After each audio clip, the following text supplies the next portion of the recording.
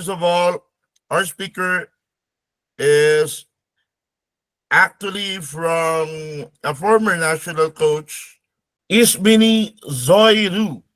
He's a basketball coach since 2005, currently currently in Cyprus, former assistant coach in Έλα. Greek national women's under 20 team, former assistant coach in the various men's team in Greece, former head coach of the women's team in Greece and Cyprus this year, former director of the Basketball Academy, and currently attending EuroLeague Head Coaches Board, Bachelor of Physical Education and Sports Science, has attended learning programs in psychology and e-learning program on myofficial training for prevention of musculoskeletal injury. Let us welcome our speaker for today, Madame Ismini from Greece. I am an assistant coach in Cyprus women's team, national women's team. In 1 month, we have games with small countries in Andorra. So I also have the honor of being an assistant coach in this national team. We started practices, and in 1 month we will compete at these games. Today we will speak about shooting and a little bit about the practice structure. Please feel free after this presentation to ask me whatever you want, regardless the topic. Whatever you want about basketball, please free to ask me.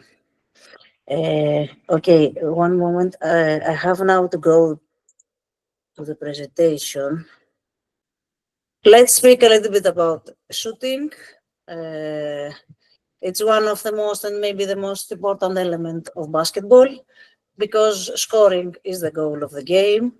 Good shooting increases confidence, also individual confidence and team confidence, and of course, and the success of the game and the success of the team. Good shooting teaches focus, repetition, and discipline. We have mostly four elements, fundamentals. We have to be the balance. The good balance is very important. How are the feet? How wide are the feet? How good and the degrees of the shoulder?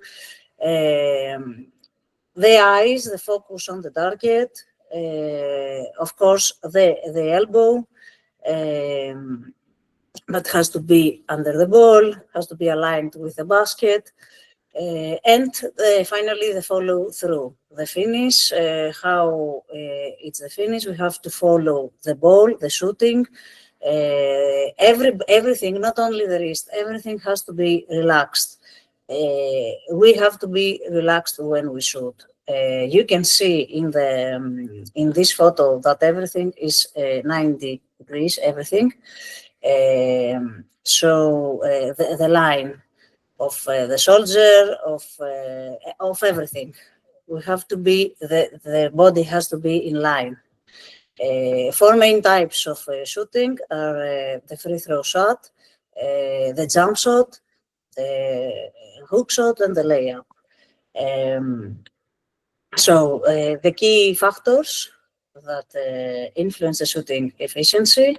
First of all, as we talked, for me the most important, and after that I will show you a little bit some drills for balance. For me the most important is balance for everything, not only for shooting. For an athlete, whatever athlete, and especially a basketball athlete, balance is very important. The body control, the stability we have during the shot, yes, but also we have to be stable as athletes. That's why the physical condition, of course, lifts, everything is very important. After that is the ball handling and the grip, how we hold the ball, how the hands must be, the target, of course. Another important element for me is the shooting rhythm and timing, and the rhythm of the body, whatever we do, even if we run, even if we jump. Rhythm is something that is very important for athletes. So also the rhythm of the shot, it's very important. How we throw the ball, as we said before, must be smoothly, and we must control the release. Then it's the motor abilities, the coordination, and the agility power. Of course, the mental characteristics, it's very important to have confidence, to be focused, and to take the right shot. It's very important for the teams, for the coaches, for me, to work and to learn the players. We have to learn them that they have to take the best shot, the shot that is the most friendly shot, and the player that takes a shot must be very ready. So it's better to be friendly, a spot shooter, for example. Then this is the shot selection. You know that the shot is 50% technical, but it's also 50% confidence. We have seen many players that they don't have so good technique, but their confidence is very high, so they know how to make the basket, how to score. Then it's a team offensive structure, is the spacing, the ball movement, the timing, this that I told you one minute before, that we have to teach the players, and also from the place to give them the best solution for the shot.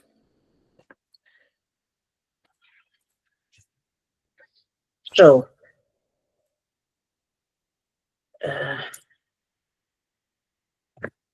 please give me 1 minute. The Barona cannot play. Please 1 minute. Sorry to see it.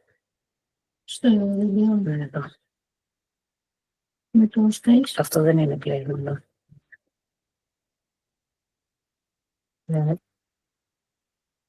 Sorry for that. Okay, so the first thing that I like to do, especially to young, of course, players and in a low level, is the layback shooting. We are down, lay back, and we start to shoot with a proper way. And the ball must be a little bit above our eyes, not back, not in our belly. We have the perfect shot in this drill is the ball to be in our, to see it, to be in our eyes. So I love this drill, especially in young players. This year I had also players under 14, boys, that they didn't know how to shoot at all. They hadn't made these drills. So one of these drill it was this, and I saw that it helped them a lot. So I start, especially in young players, with this drill. After that, another drill that I found this year, and I love it, is, can you see that? You can see the video, yes? Can you hear me? We can hear you, so Okay, so you can see the video, yes? Yeah, we can see these videos. Okay, so thank you. A drill that I liked a lot this year was this. You are parallel to the wall. You don't face it. You see you are parallel, and you are all the way to the wall. So your hand will be guided by the wall. I like to do this both without, as you see here, without ball and with ball. You can also do this with ball, first without ball and then with ball. What we do here is about the rhythm. When we face the wall is because the wall doesn't allow to the hand to move in other ways, only in the proper way. And after that, you see here the legs. We want the rhythm. So both legs and hand, both without and with ball. Another drill that also helped a lot the players. After that, these two drills we saw were without basket. After that, we see we go to the basket.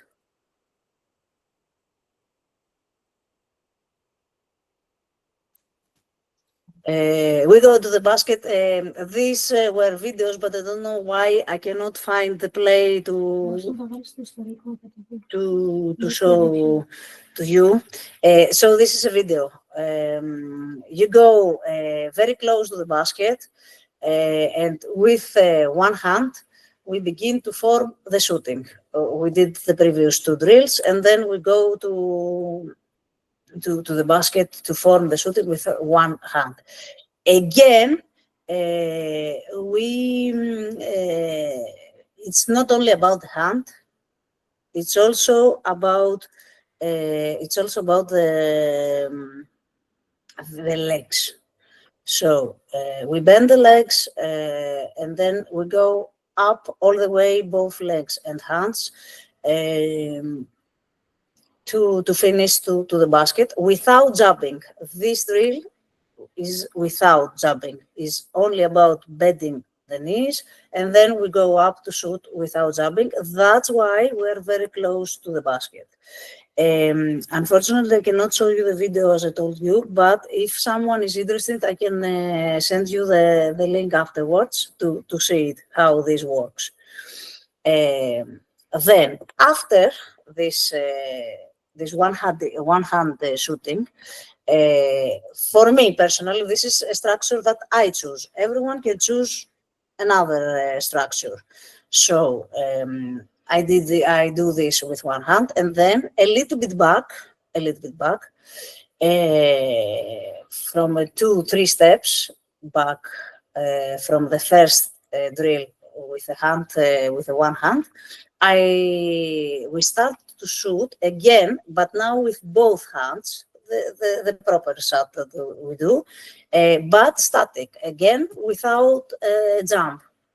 We're shooting without a jump. So we formed the shot with one hand, and then we're going to form the shot with two hands, as we shoot properly, how we shoot with two hands. After that, we go a little bit more back, and we begin to shoot a spot up. So we have one, we choose,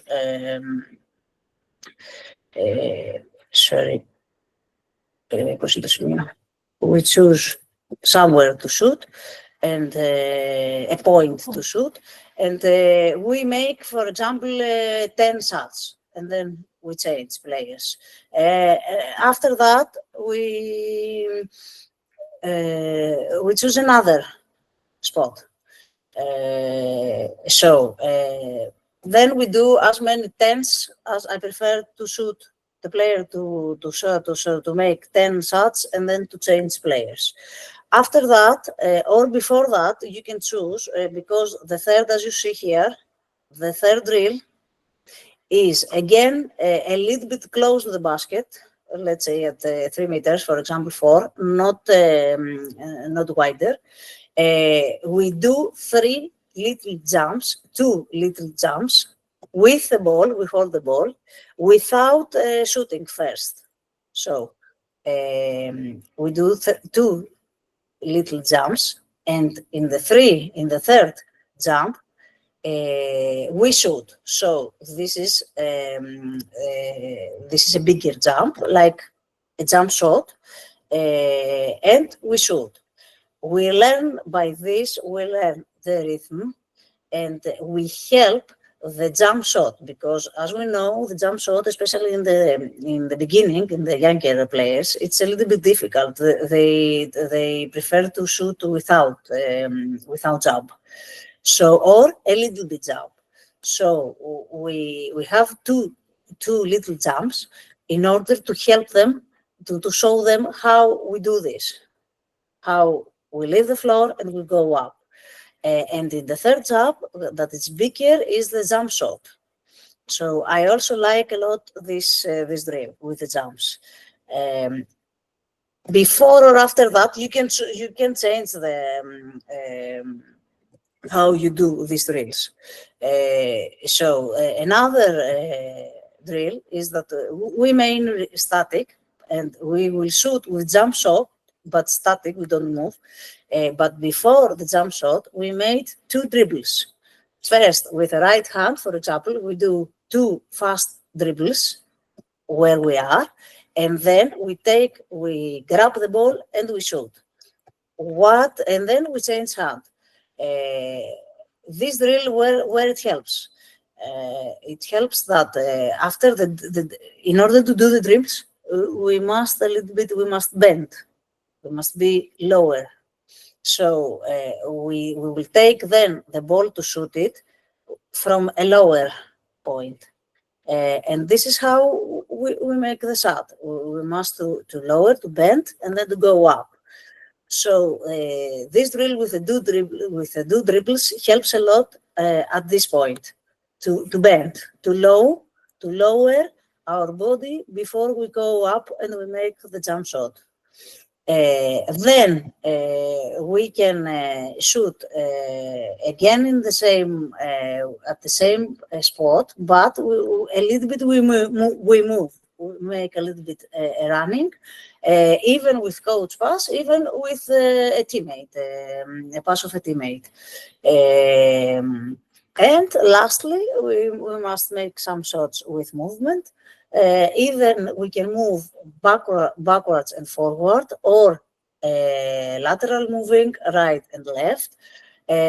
Or we can also, if it's not so low level, a little bit better level, we decide, for example, if we have plays with a screen, with a stagger screen, with a stack, or with some movement, a specific movement, we can do this kind of shots.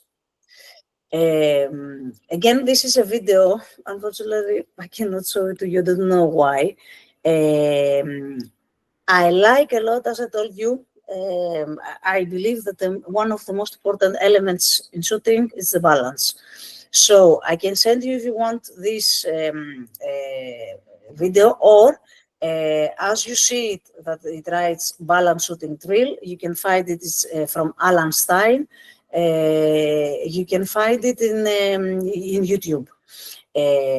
So I like the drills that have for balance, so that they are for balance shooting.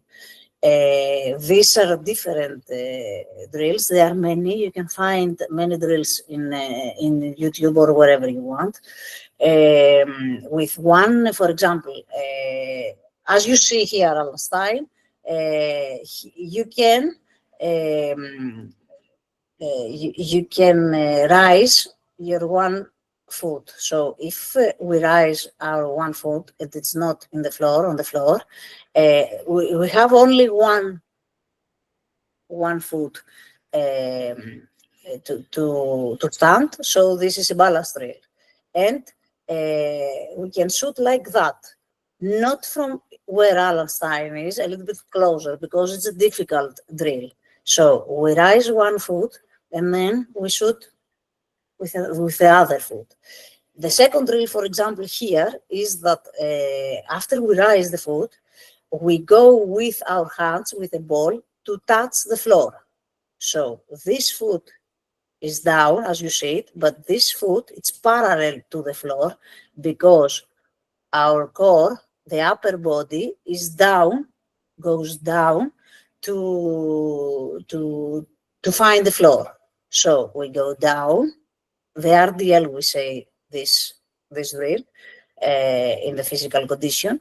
We go down, we come up, and then we shoot. After that, we add some drills that they have a little bit jump or movement. For example, as he is here like that, he goes with a small jump right with one foot. So with the right foot goes right.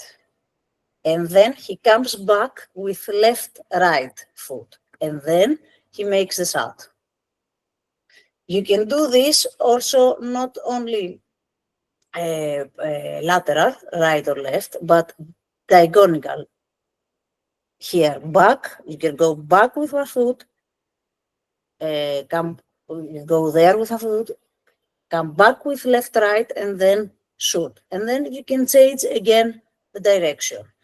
I'm telling you again that also this video, but not only, many videos, you know that you can find hundreds of videos in YouTube that are for everything. I like, and I'm searching a lot, these balance shooting drills. I believe that they help a lot the player. This year I had an American player in my team that she hadn't played for 3 years. So, as you can understand, also her physical condition, but also her shooting, her layups, her movement wasn't very good after 3 years, but she was a very good player. So I used a lot this kind of drills, a lot, almost every day, in order to help her to find again her good condition. And it seemed, after 2 months, that these drills they helped her a lot. Okay, so finally you can see. I found this video, I think 1 or 2 months ago. Look how this kid, of course, it seems that he has a very good father, and he started, the father, from, you see, from a very little age to show to his kid, to learn him some drills, how we improve the shooting. So a little bit you can see this, the structure of shooting, how it begins, and year after year that he grows up, the kid grows up, the drills are a little bit, of course, more complicated, and he does everything. So see this video.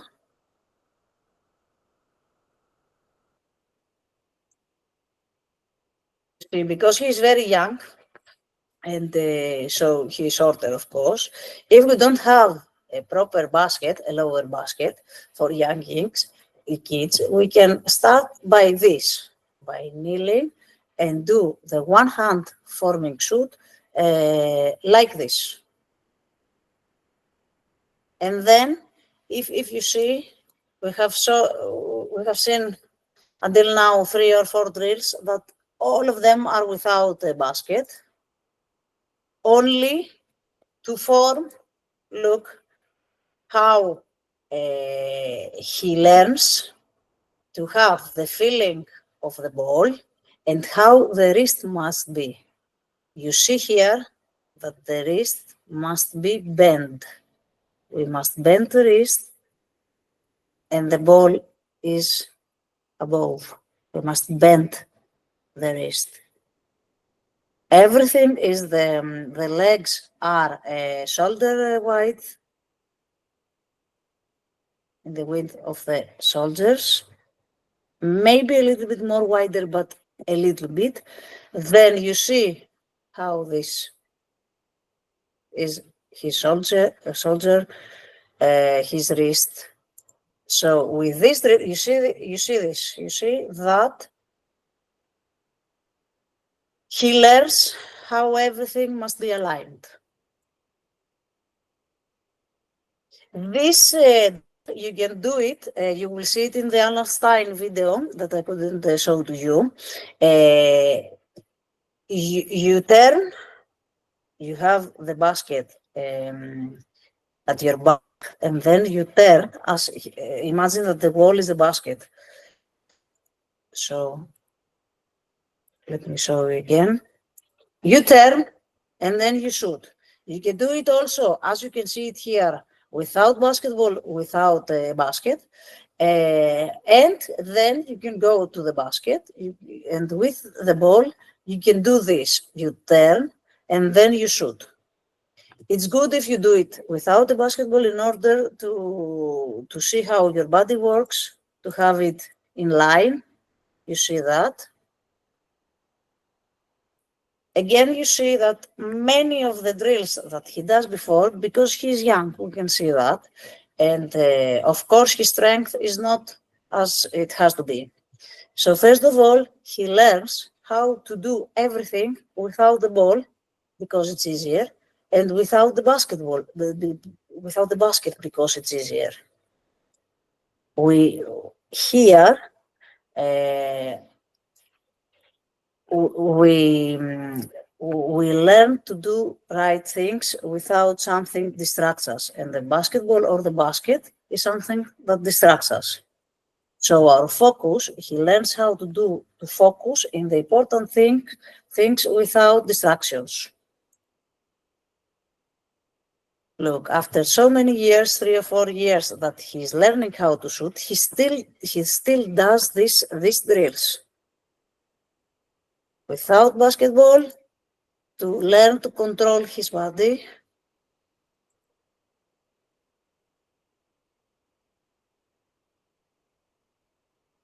This is the drill that I showed you before with the wall. You are parallel with the wall. Now we have the ball and we do this.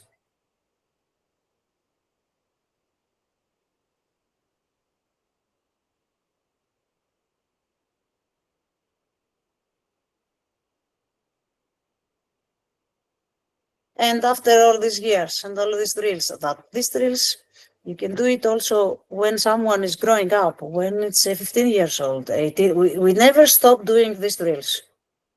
We never stop doing this drill. As many times and years you do these drills, then your shot will be efficient.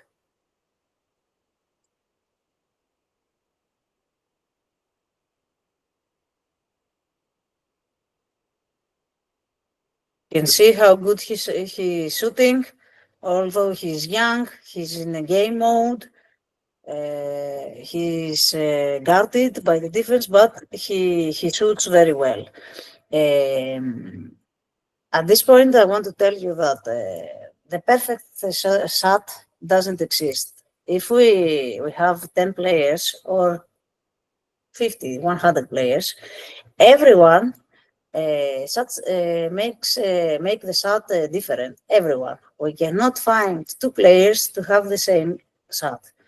Because, as we understand, there are many things that define a shot.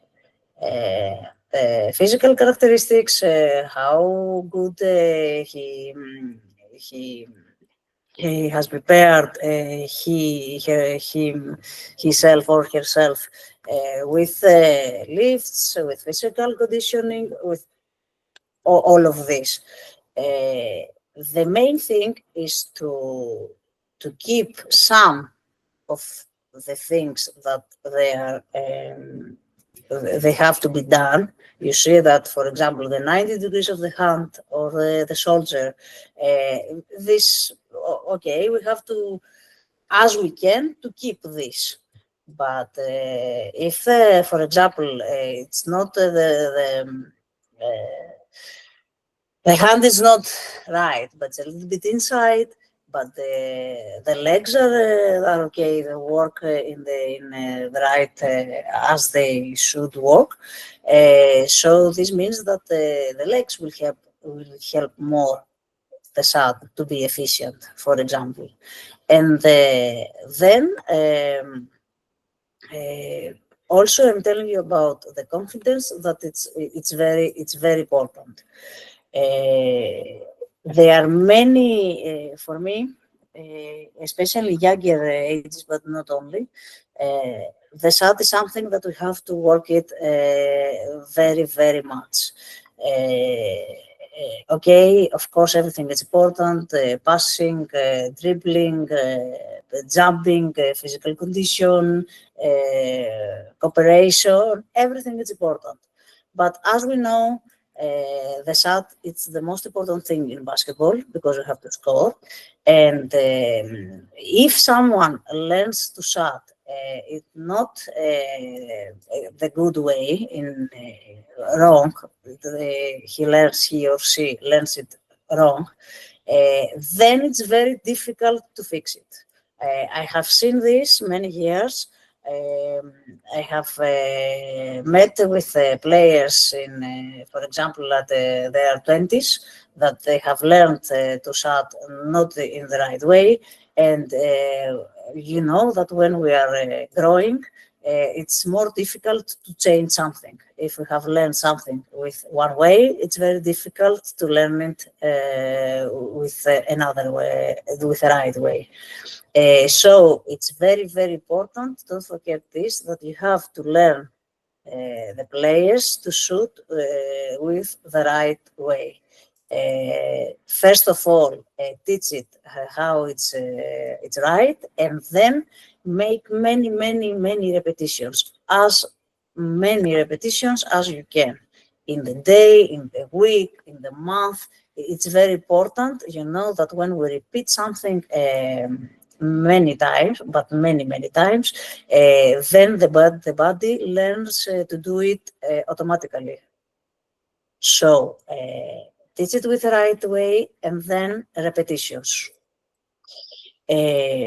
Now we'll go to the second topic, and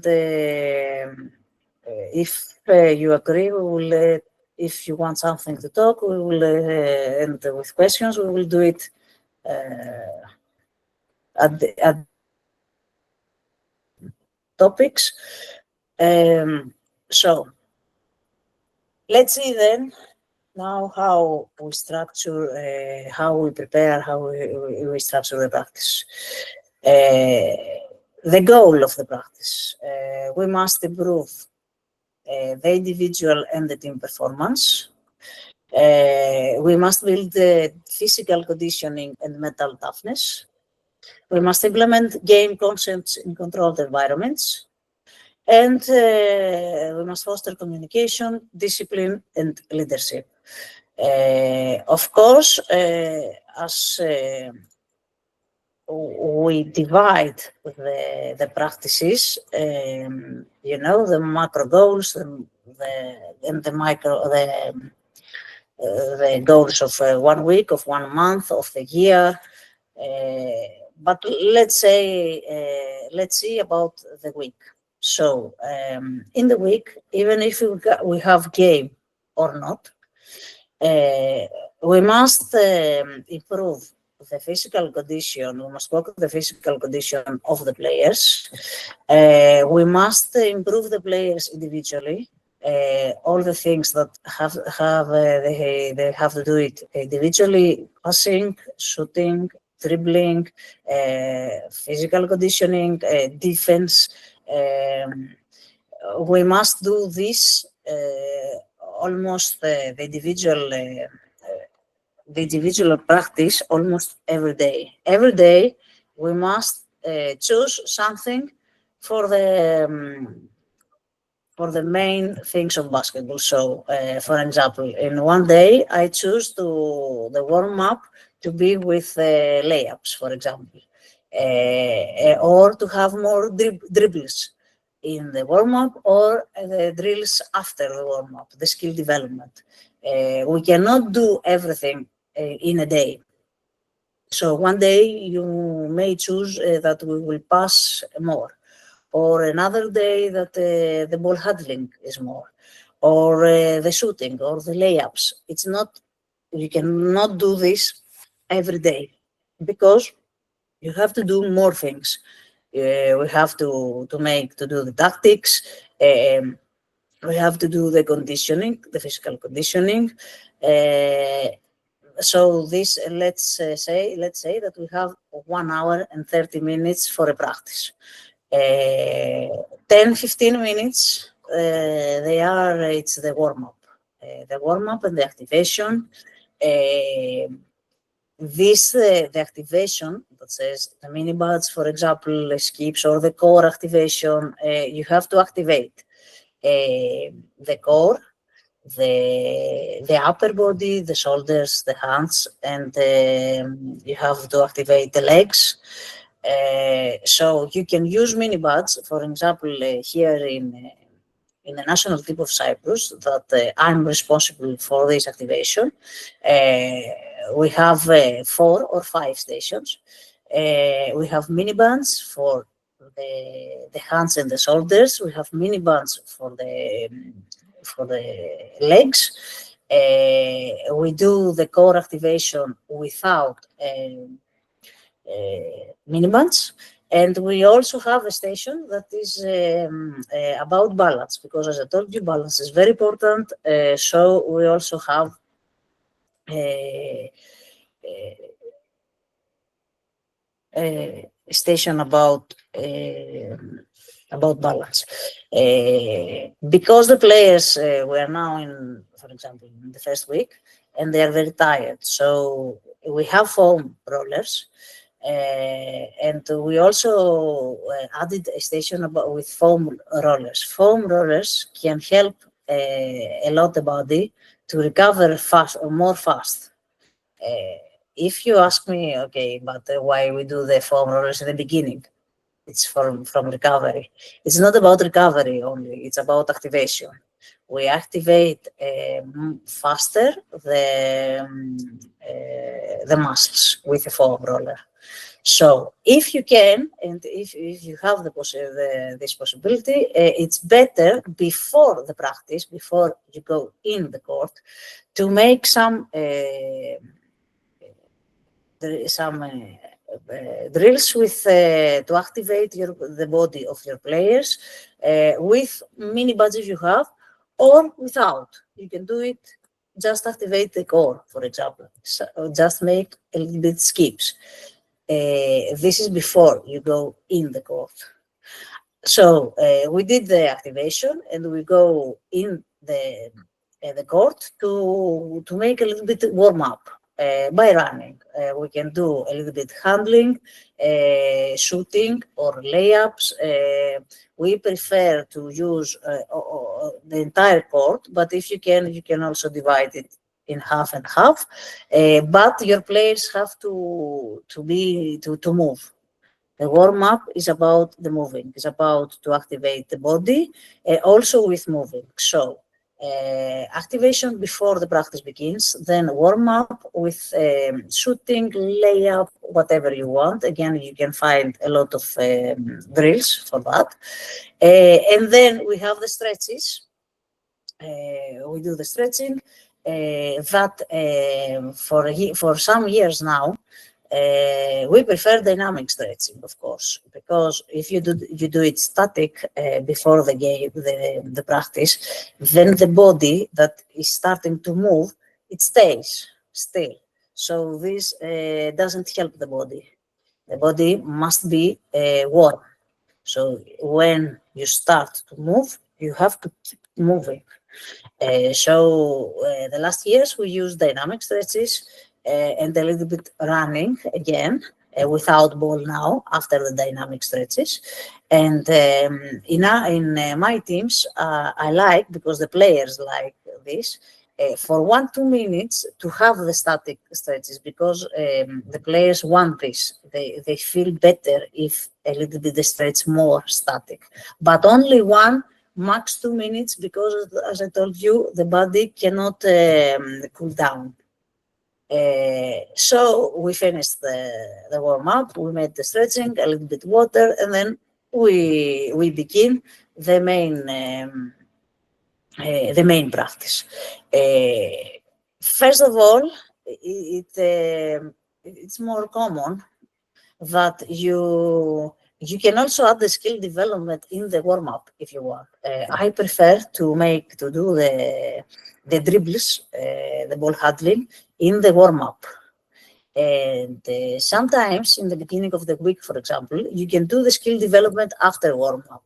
But sometimes maybe you don't have the time to do this. So the skill development, you can have it in the warm up with cones, with dribbles, with change of direction, with shooting, whatever you want. And then you can begin after the stretching to do more team drills with 3 against 0, with running, with 2 against 1, with 3 against 2. I love this kind of drills: 2 against 1, 3 against 2, 4 against 3. In order not only for your players to move and to have good conditioning, but also these drills help for the spacing, for example.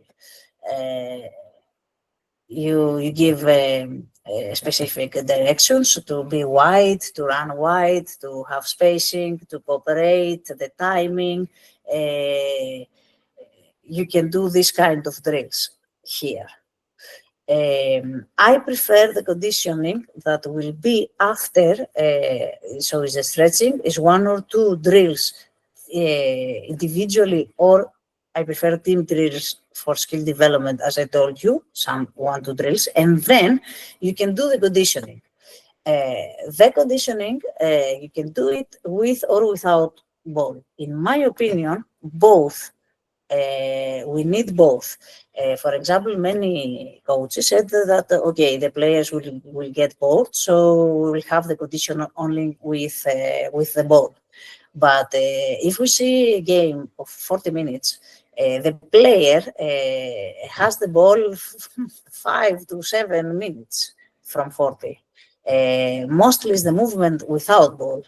So for me, personally, I prefer to do both. Okay, we know that I also have played that the players are bored if they don't have the ball, if they don't have a target, if they don't score, yes. But the conditioning without ball helps the players to be more focused in their body, because no ball, no defense, not something like that. So I focus in my body, and this is what a game we need more in a game: to move without you jump without the ball to go get the ball. You play defense without the ball. You cut without the ball. You run to have a layup. So you run in the upper court and your teammate passes. You run without the ball. So, in my opinion, we need both. That's why I use a lot of drills also without ball for conditioning. And then we have the tactics, the game situations. We have to show our plays. Before we begin, for example, it's August, and we begin the season. Prior to show to have your plays, you have to show to your players what is your philosophy, how you want to have for example, how you want the spacing in offense, how you want to play in offense. For example, I like the players, not, for example, as coach Patsokas in Olympiacos, you have to decide what to do in the first 1-2 seconds. Then after 3-4 seconds, if you haven't decided and you haven't go to the basket or pass or do something, then the offense will be static, so the defense will be static. The defense won't work to guide you, because you will be static. So I prefer to learn to my players, to learn them that they have to decide fast after 1-2 dribbles. If they don't, they cannot do something after 2 seconds, for example, they have to pass, of course. You know that the basketball nowadays it's very fast. If you see basketball, the game, even an NBA game, 20 years ago, it was so much slower.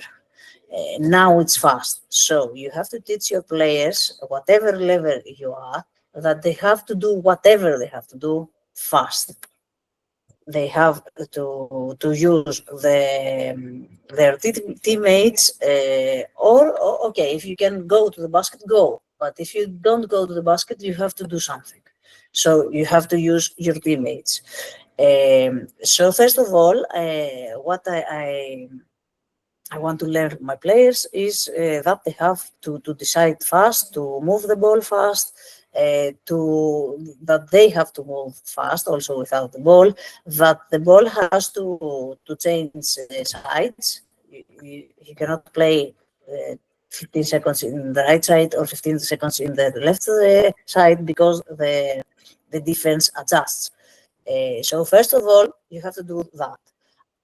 After that, you have to teach how they play defense, both individually and team defense. And then you start to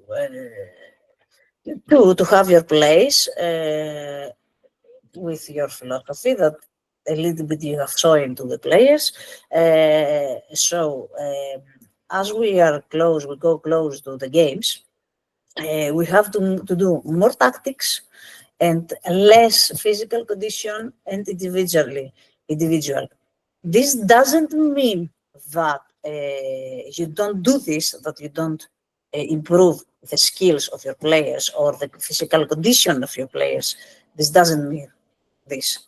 But as we are closer to the games, we have to do more tactics. So in the beginning of a season, a more physical condition and individual practice, and week by week, we adjust this and we add tactics a little bit, we lower a little bit.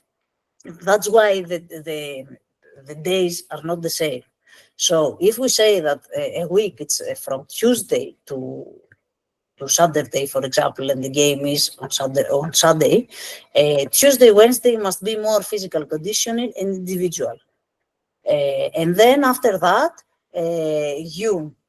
we add more tactics Wednesday, Thursday, Friday, and less physical condition and individual practice. And on Saturday, if we have game on Saturday, for example, we do more shooting and tactics. We do this, and then it's the cool down and the briefing. The briefing depends. You don't have to do it every day. The very important though, it's the cool down. The cool down, we have to do stretching. You know that nobody stretches when we finish the practice. The players doesn't like that. They want to leave, to go to the locker room and make the shower and leave. They have to talk a little bit, so they don't do the cool down. Static now stretching, it's very important. And for me, it's also very important the breathing. We forget that everything we do as human beings, whatever we do, sports, music, something else, we draw, whatever we do, we breathe, first of all. And what I have seen, so much these years is that nobody has teach the players to how to breathe. So you can also do this a little bit in the end, to do some breaths with your players. It's also important. So now the keys to an effective practice is of course the high tempo. But in order to have high tempo, we must first have a lower tempo and teach our players what we want want them to do first with low tempo, and then we start to have a high tempo. The high tempo is the goal. In order, though, to have a high tempo, we have to do things right. If we have a high tempo but we don't do things right, then nothing will work. So first low tempo and teach the players what we want to do, and then we increase the tempo. We increase it in the practice, in the week, in the month, but first we have to show them how to do it in the right way. In order to do that, we have to lower the tempo. Then the progression-based drills, what I told you before, you have to start slow, to start individually, to start to warm, and then we raise the tempo and the difficulty of the drills, not only the tempo. As we said before, we have to balance the skill and teamwork. This depends from the day of the week, from the games you will have, from if we are in the ending or the beginning of the season. This balance, the balance depends. Okay, for many things. Then, of course, we have to teach the players many things. We have to do what we want, what we have in our mind. But the players, we know that they want to have fun. So the fun, we have fun also with competition. If we play 1 against 1, 5 against 5, if we have a score, if someone has to win, Madam, uh, yes, Coach, we have yes, last yes. Coach. We have last 5 minutes. Okay. I'm finishing. And then the feedback. We have to do the same things many times in the week, the month, the year. Many times we have to, as I told you, also for shooting, we have to be consistent. We have to do the things. We have to repeat what we want to improve.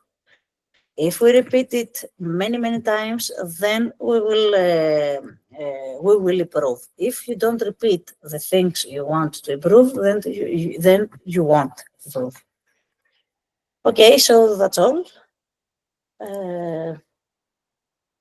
You can ask me. I'm open for questions. Coach, I have a question with regards to your your please.